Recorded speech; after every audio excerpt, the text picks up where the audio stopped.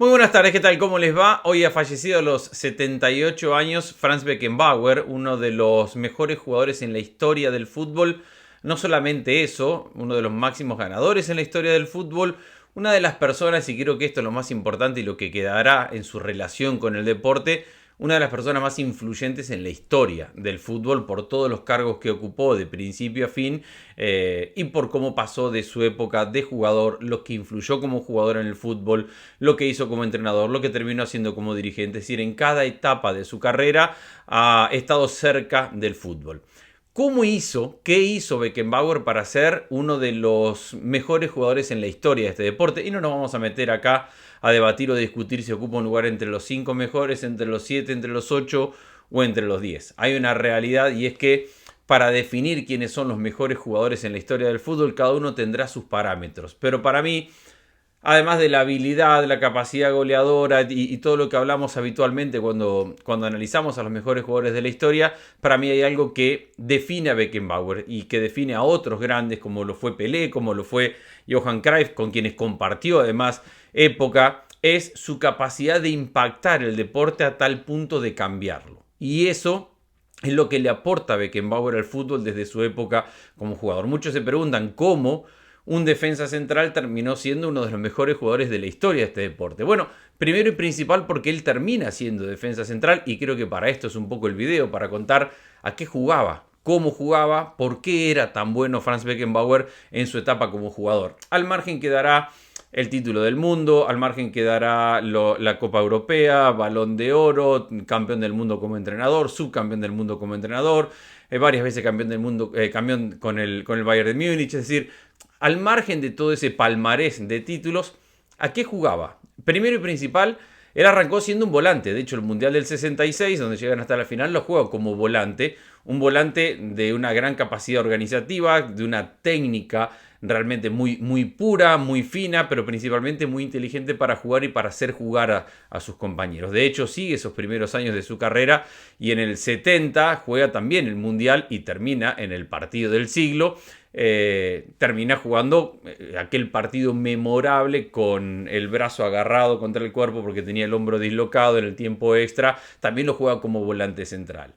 Probablemente el gran aporte que hace Beckenbauer a la historia del fútbol es cuando decide retroceder y pasar a ser líbero. En aquel momento los equipos jugaban 4-4-2 prácticamente todos y él encontró que si retrocedía y jugaba como uno de los dos defensas central, líbero y stopper, así se llamaban los dos defensas centrales, él tenía la capacidad de entender cuándo había que retroceder y defender y armar esa línea de 4 y cuando el partido le pedía, le daba la oportunidad, le abría la puerta a liberarse de esa posición defensiva y pasar a ser un volante, no solamente pasar a ser el primer volante, sino pasar a ser un volante que se adelantara con la pelota y que terminara siendo un jugador que pudiera manejar los tiempos del equipo. De ahí que se habla del Kaiser, aquel jugador que desde una posición retrasada en el campo, arrancando como defensa central, era capaz de controlar el juego de un equipo. Así de impresionante, así de increíble. Que un jugador tan retrasado en el campo sea capaz de controlar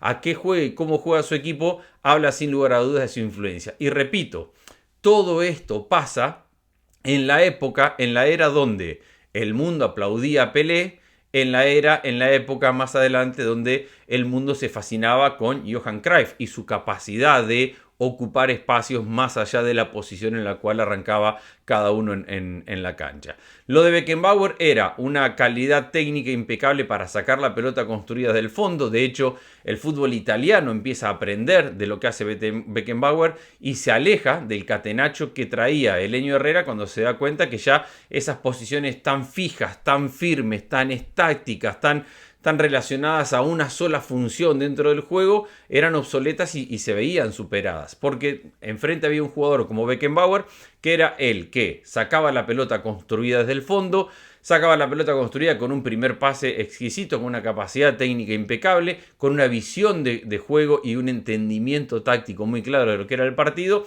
y después esa capacidad que decíamos recién de sumarse a la mitad de la cancha con la experiencia de lo que había hecho anteriormente cuando era volante, recordado con aquel número 4 en los mundiales, y manejaba el equipo desde la mitad de la cancha. Entender cuándo hacer esos esfuerzos, entender cuándo había que pasar a la mitad de la cancha y principalmente cuándo le tocaba defender, era una de las grandes virtudes. Desde ese momento o desde ese aspecto del juego es que llega la gran influencia de Beckenbauer y por eso es uno de los mejores jugadores en la historia del deporte, porque seguramente no era el que mejor marcaba en la historia del deporte. Ha habido grandes defensas centrales, Baresi, Pasarela, pónganle el nombre que quieran.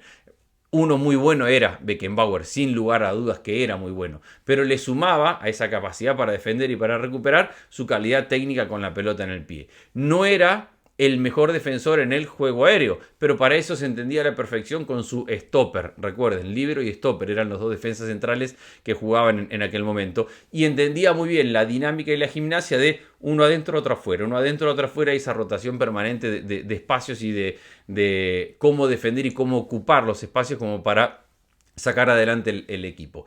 Esa capacidad de entendimiento del partido, de entendimiento de lo que necesitaba el equipo, lo ha hecho uno de los mejores y más influyentes jugadores en la historia. Por eso para mí es uno de los mejores en la historia, porque al final de cuentas, que el resto del mundo empezara a mirar lo que hacía Beckenbauer con su Alemania y a partir de ahí empezar a abandonar ciertas formas tácticas o ciertas maneras de jugar al fútbol, significa que estamos hablando de uno de los grandes personajes que ha influido directamente en cómo se jugó, cómo pasó a jugarse y cómo se sigue jugando al fútbol a partir de su intervención. Después vino todo lo que ya conocemos, los títulos con el Bayern de Múnich y los balones de oro, todo lo que mencionaba recién, su época como técnico en la selección, la final perdida en el 86, el triunfo en 1990, las dos finales contra la selección argentina y después toda la parte ya dirigencial en el Bayern de Múnich. Ojalá el fútbol tuviera más Beckenbauers. Y no solamente lo digo, y es obviamente la parte más difícil y obvia, por su capacidad adentro de la cancha, sino que el fútbol necesita de más gente de fútbol que se dedique a hacer el fútbol mejor.